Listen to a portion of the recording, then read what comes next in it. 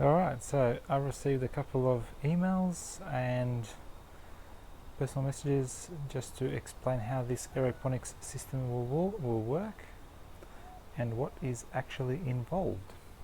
Okay, so basically we've got two containers. One is where your vegetables are going to be, and the other one is where the reservoir for the nutrients will be. The basic idea is to have the nutrients flow from the reservoir into the tank. The tank has holes on the side, and these holes will hold your vegetables. The roots will be inside the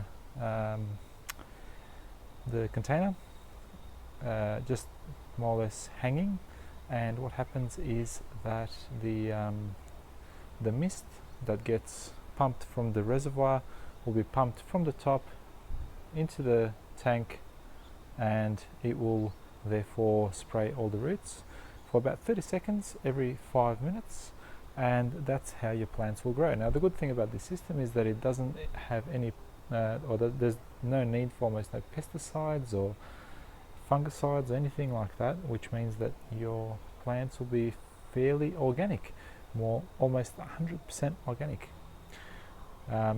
So the other thing that I'm building just while I'm here is to show you the cloning chamber, which is basically going to be some holes here that are going to be drilled. In those holes we'll put some cuttings of different plants like tomatoes and so forth.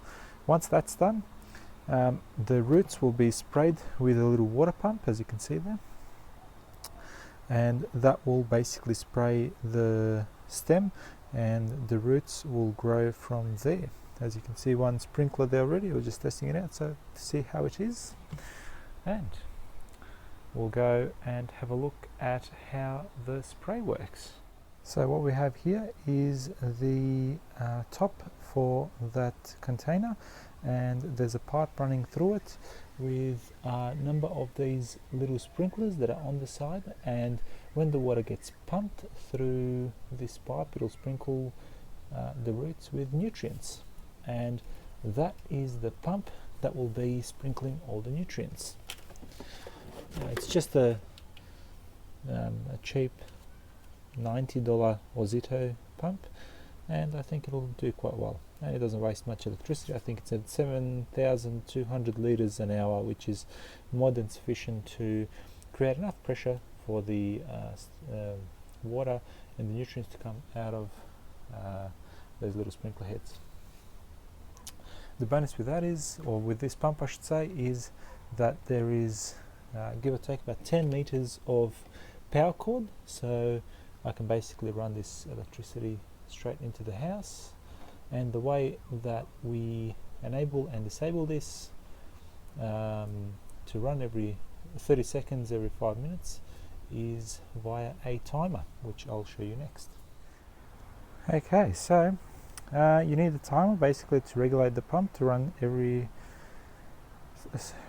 seconds every 5 minutes. Then you have the wand, which basically checks the nutrients in the water when the water is mixed with nutrients. Then you need some way of testing the pH level, acidity or alkaline in your water or your nutrient mix.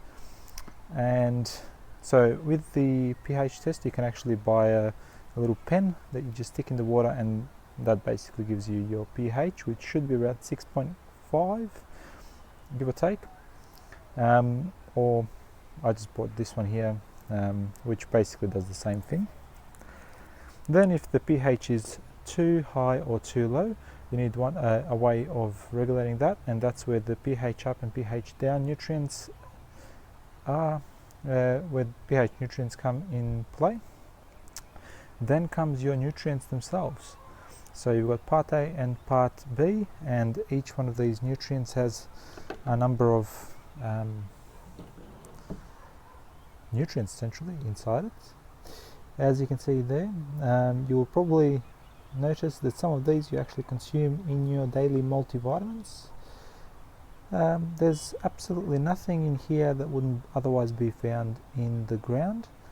Obviously the concentration of nutrients in these little tubs is quite high, so therefore we've got to syringe that we put into the water. So for these nutrients, it goes 5 milliliters per liter of water, and that is what's mixed into a bucket of some sort, or in my case I'm going to put it into this blue container, which is about 80 liters, I believe. I won't fill it up 80 liters, I'll probably fill it up to about 60, and that will then be pumped into this big bad boy. Next I'll show you how the tub actually, or this barrel actually looks like, with the sprayers and everything inside. Okay, so when you have your lid, which has a hole so the tubing can go through it, underneath that will basically sit in the barrel like so, and that sprinkles everything around. Then we've got a cable that connects to our source of nutrients, and that's where the pump lives.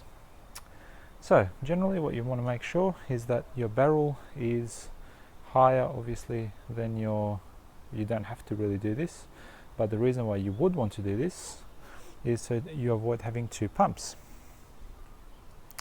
So basically you want to have one barrel that is higher than the other, so you only have one pump that sprays all the nutrients onto the plants, and then you want to naturally have some sort of a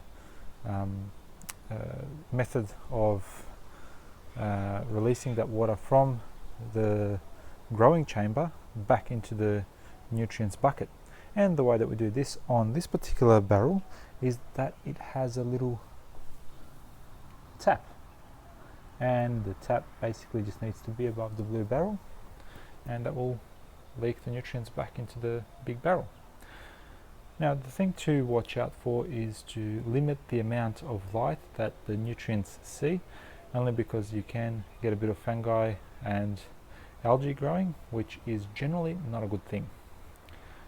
A little bit of it is probably not harmful, but if you have a lot of it growing, you may actually need to throw your plants away. So make sure that the lid is on both barrels and that the nutrients see the less amount of light as they possibly can. Now if you don't have enough plants to plant all of the points that I've created on this barrel, you will just cover those plants with some sort of black shading or black tape or something. The other tip that I can probably give is don't make the holes when you screw the, make the holes for these PVC pipes, which come out just like that.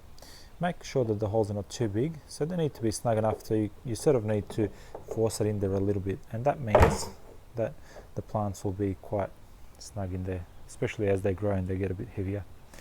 So what I've done here, not a pretty job in any shape or form, but it is a bit of silicone, because this hole was substantially large and it actually does have quite a reasonable amount of hold, and you can basically plant anything and then it shouldn't break. I've made about 30 of these plugs, and I believe that I can probably make another 10 or so. I probably made actually about 20, give or take, but I can make another 10, maybe 20. I think people have been making about 40 plugs on one barrel, so basically you could grow 40 heads of lettuce in one barrel for 1 month, from seed essentially to a full crop that you can actually harvest. And as I said before, the best thing about this is you don't have to use any pesticides or anything, so it just uses nutrients, which basically sprays over the roots, and that's how the plants feed. Now the other benefit to this is the roots require oxygen, and this is an excellent way for roots to receive a lot of oxygen and obviously nutrients as well, which they would otherwise still get in soil, but not as easily, especially if the soil is compact and you've been walking on it and so forth. So this is my little aeroponics system that I'm testing out. Hopefully soon I'll put something in. First thing that I want to put in is strawberries, and we'll see how we go. I'll upload a bit more on how to mix the nutrients and in more detail how this was all assembled, but this is just to answer some questions that I received through email. I don't think I can reply to all 50 emails or how many ever I've received in a couple of days. So if you want to watch this video, be my guest. If it's helped you, by all means, if you want to make your own one. Anyway, happy building. Bye.